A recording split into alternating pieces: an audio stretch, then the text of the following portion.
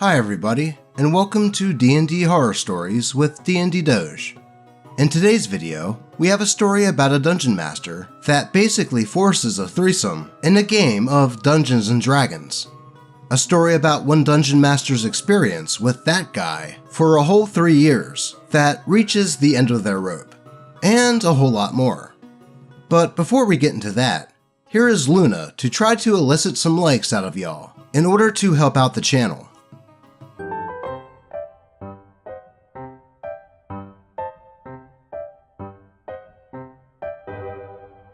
Thanks, Luna. You are doing a fantastic job. But with that said, let's get into some DnD horror stories. Dungeon Master forced my character and another player character into bed together. By Reddit user, Rydeemer. So this happened quite a few years ago now. I was playing with a group that included my ex, who I was still dating and living with at the time. My sibling, my sibling's boyfriend at the time, and another friend of ours, being dungeon mastered by my ex-best friend. Wow, now that is a lot of exes. Now up until the point this story begins. We'd been enjoying a very roleplay heavy game, and on the rare occasions that a player character would get into an intimate situation with an NPC, we had used the fade to black rule exclusively. That was until my female gnome character was spending time with a female NPC. Because my character had been away from the party for a while of in-game time, one of the other player characters, played by my sibling's boyfriend, went to check on her. When his player character came into the room where my character and the NPC were, my character yelled at him to get out, loudly, and in no uncertain terms. That's when the dungeon master stopped me and told me to roll to resist, inviting his player character to join us. What? Why would OP have to roll to resist something that their character obviously didn't want to happen? This is when OP should have just said no, because that makes no sense. I failed the DC, which, thinking back, was probably set impossibly high. The Dungeon Master would never tell us what the DC was for any checks. But then, instead of the normal fade to black, the Dungeon Master told my sibling's boyfriend to describe in explicit detail what he was, quote, doing to my character, while both my sibling and ex were at the table. My sibling was silent for the rest of the session, but my ex didn't see an issue with it at all. He couldn't understand why I was still upset about it for weeks after. He told me it was ridiculous for me to feel violated by something that was, quote, just a bit of fun, and it was, quote, only a game, so I should get over it.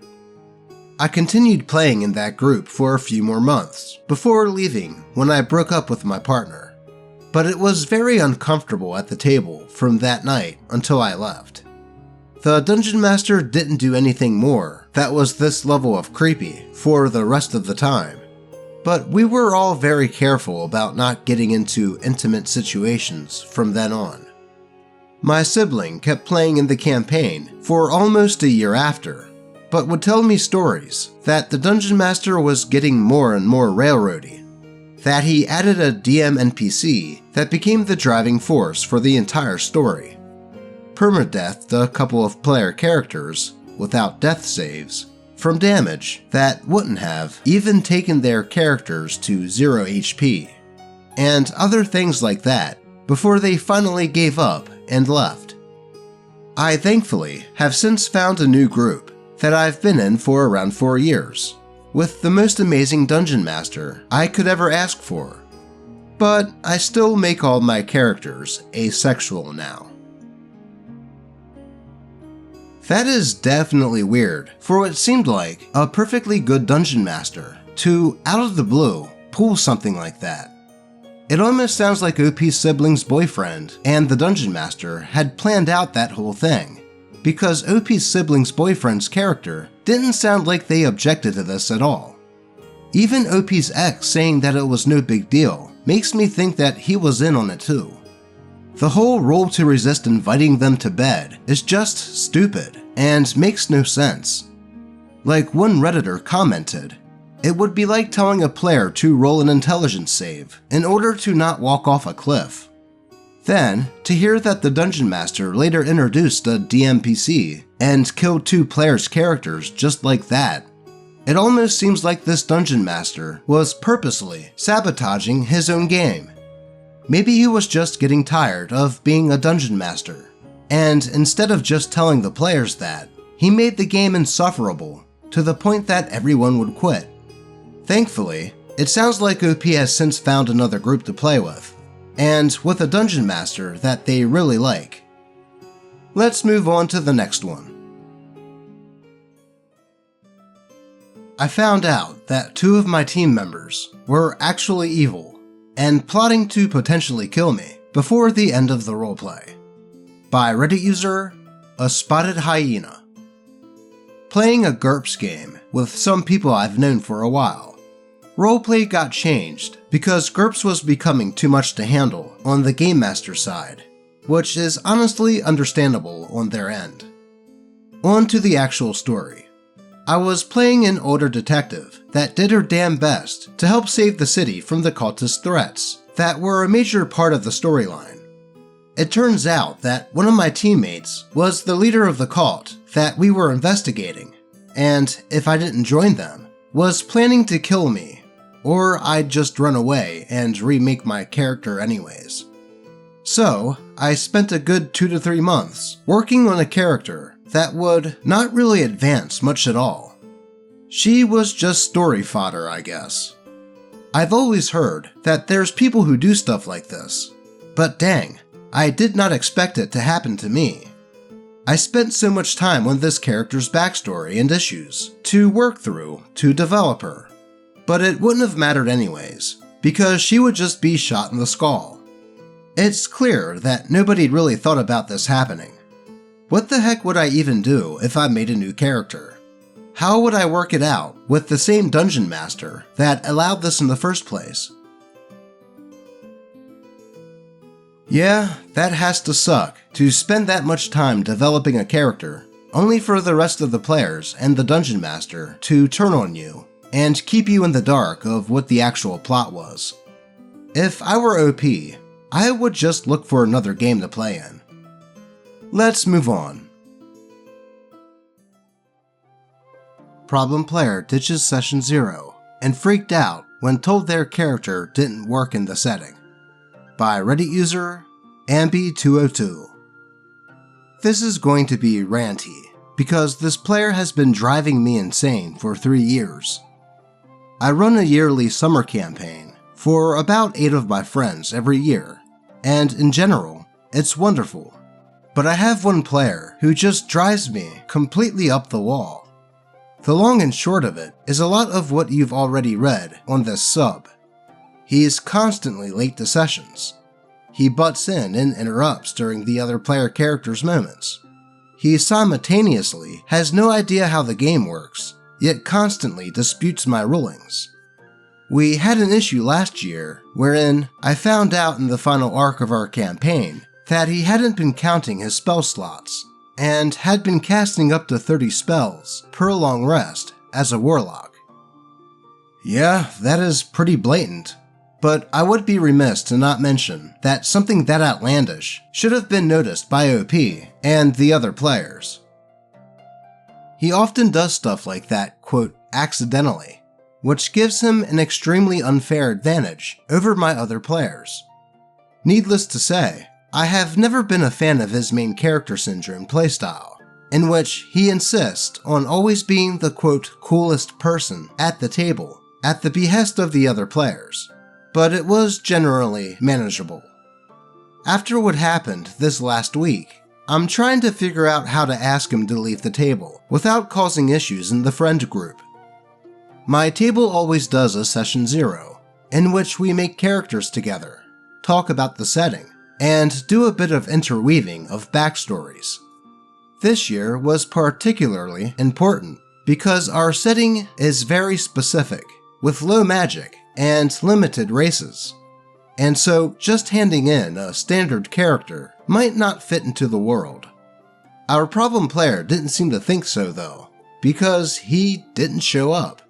No warning, no text beforehand, just completely ditched, which is already annoying because it feels kind of disrespectful to the time I put into planning, making a setting brief, and little games to play to help the players with character creation and stuff. When I texted him about it, he said he already knew how to make a character, which is demonstrably untrue, and that he didn't need to come, ignoring the fact that he now doesn't know the setting that we're playing in. I also use Session 0 to make sure the players have a chance to say if there's something that they don't want to see in the campaign.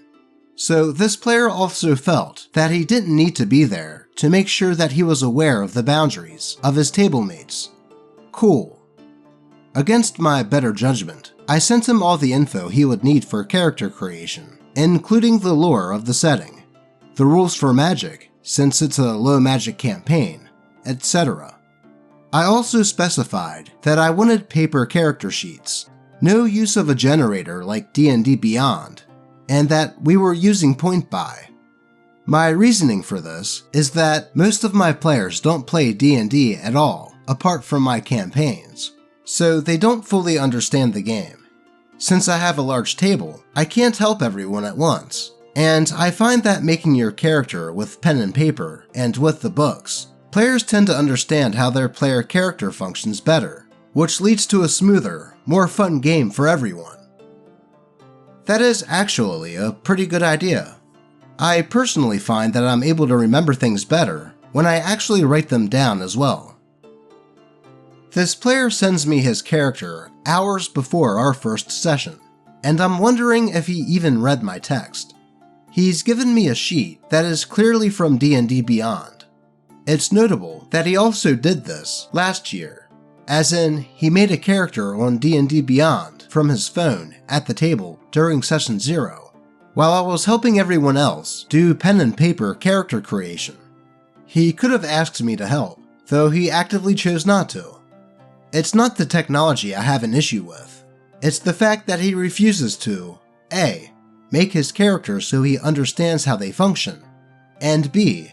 Make his character collaboratively with the rest of the party. His character also had 4 18s for stats, and I'm not great with math, but I don't think that point buy allows that. Well, you aren't even supposed to give a score over 15 when using point buy. He picked out a race that I had asked not to be played for this year for story reasons, and a class that I had asked him not to pick because 2 other players were already in that class.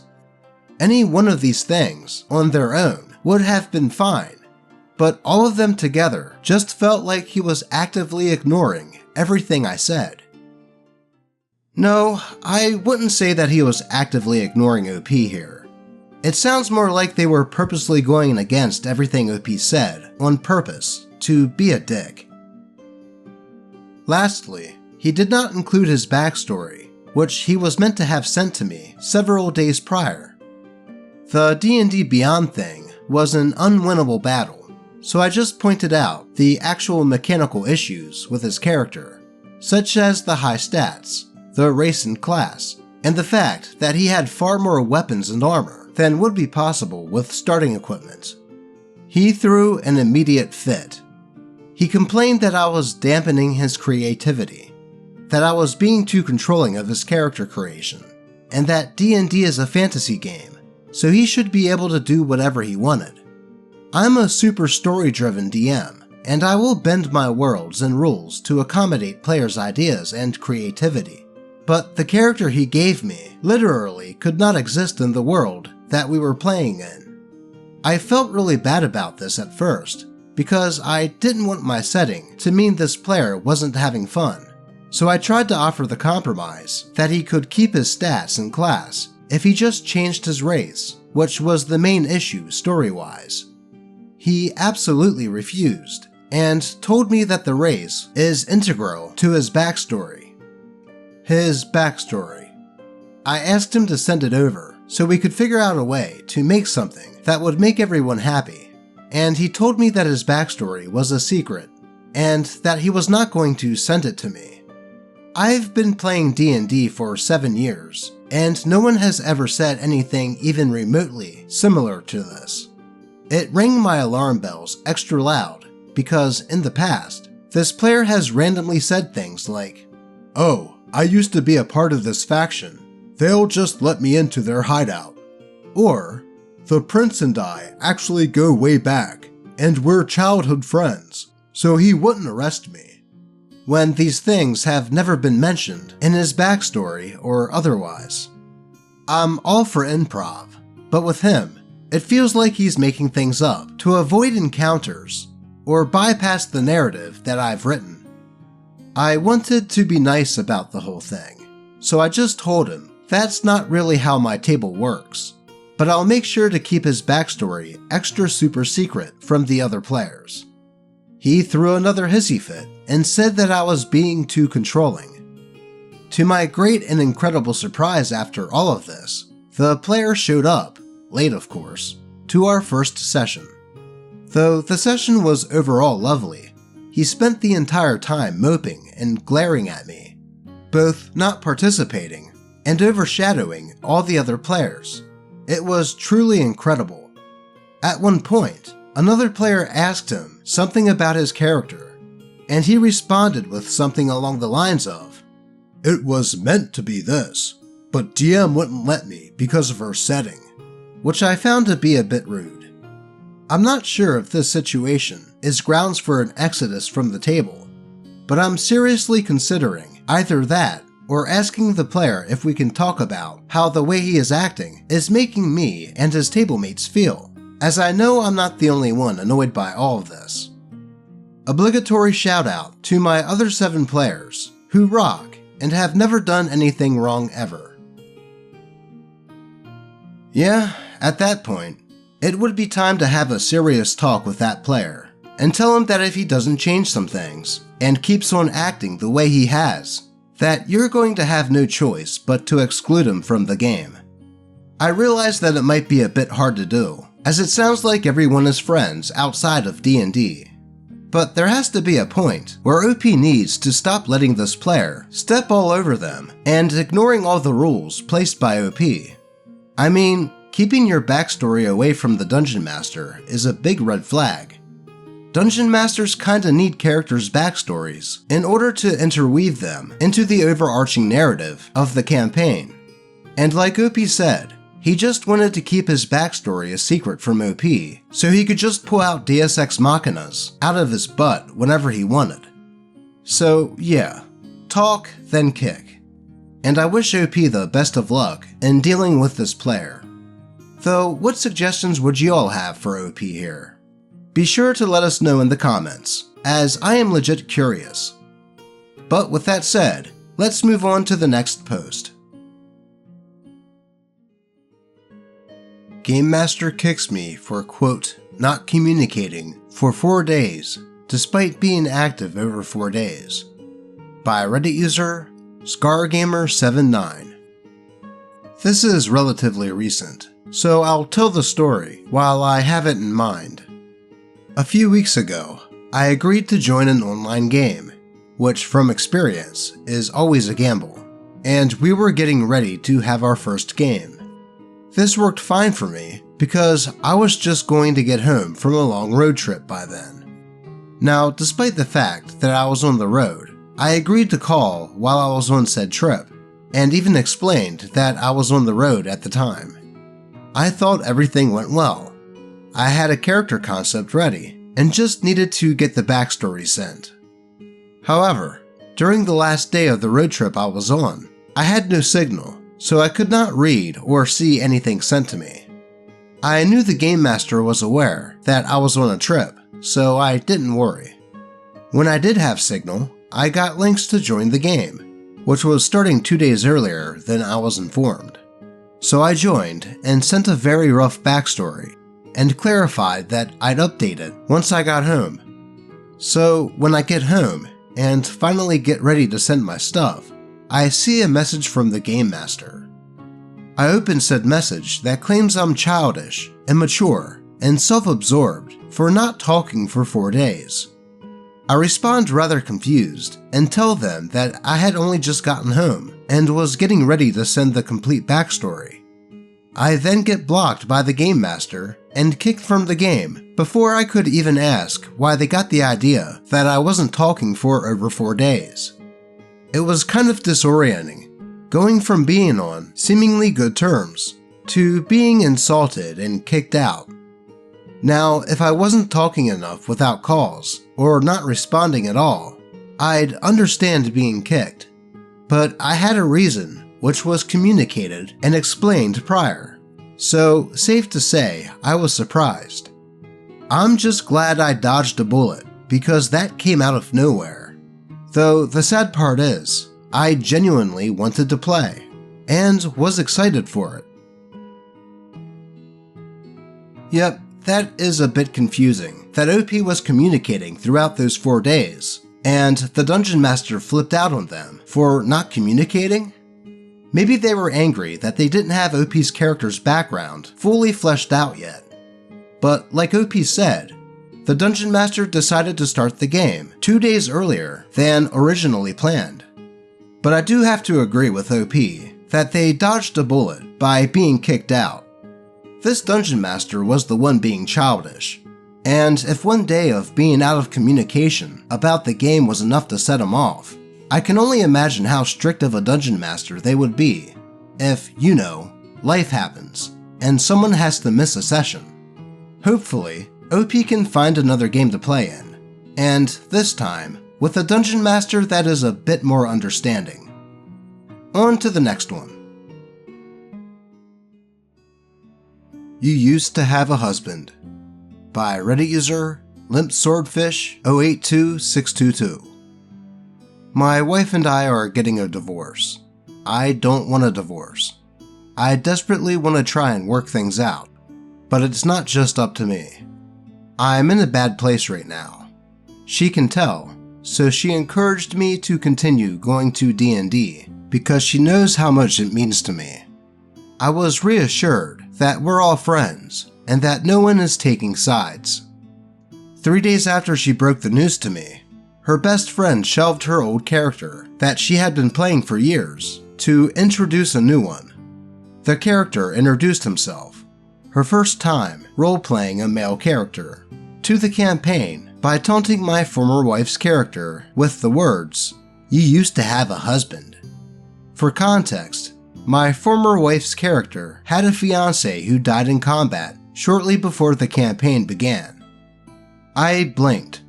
I turned to look at my former wife. In character, I asked when she had a husband. "Fiancé, husband, same thing," her friend said. I started to explain that they're related, but not the same thing. She said that she just misspoke. I couldn't hold it back anymore. I left the room to cry in the hallway. I tried to be as quiet as I could, but I let some sobs escape. They continued to play without me until they needed me to roll for initiative. After the game, I told my former wife that I don't think I will be attending the following session.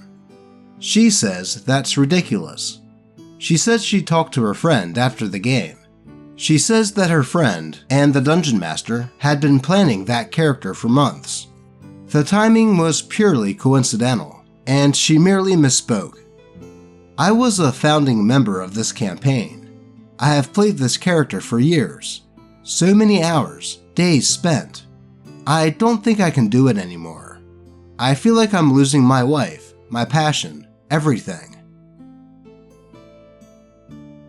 Man, that is rough. Though, I don't think the timing of that interaction in-game was purely coincidental.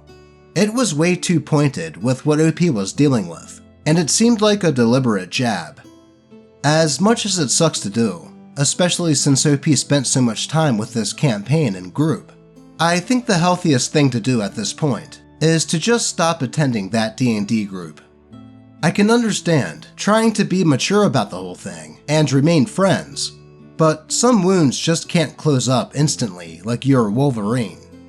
If anything, I think OP needs as much distance from his ex-wife as possible, and possibly even D&D. Or OP could just look up a new group to play with online, if it is something that he can do without it bringing up bad feelings of association by doing so. But dang, talk about a rough place to be in. And my heart goes out to OP. What would you all suggest that OP do in this situation? But that is all I have for you today. As always, I appreciate all of you, especially if you like, comment, and subscribe. And may your games remain horror story free. Until next time.